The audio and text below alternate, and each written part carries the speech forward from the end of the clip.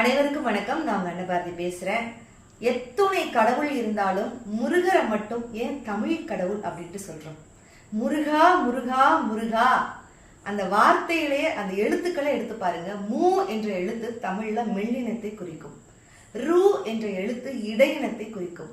க என்ற எழுத்து வல்லினத்தை குறிக்கும். பெயரிலேயே தமிழ் இலக்கணத்தை கொண்டுள்ள ஒரே பெயர் முருகர் பெருமாள் தான். அதனாலதான் அவரை தமிழ் கடவுள் அப்படின்ட்டு சொல்றோம் அப்படின்னு சொன்னா அருணகிரிநாதர் அழகா பாடிப்பார்.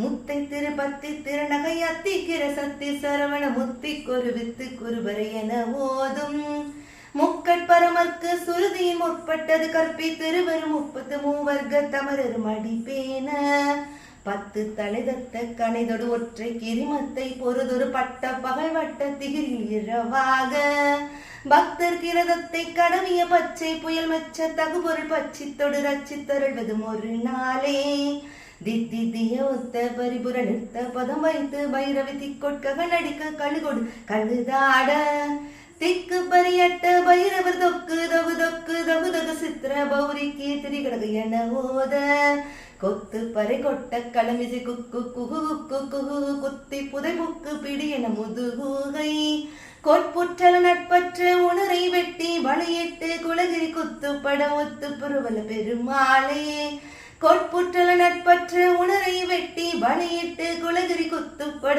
ஒத்து புருவல பெருமாளே பெருமாளே பெருமாளே. நன்றி.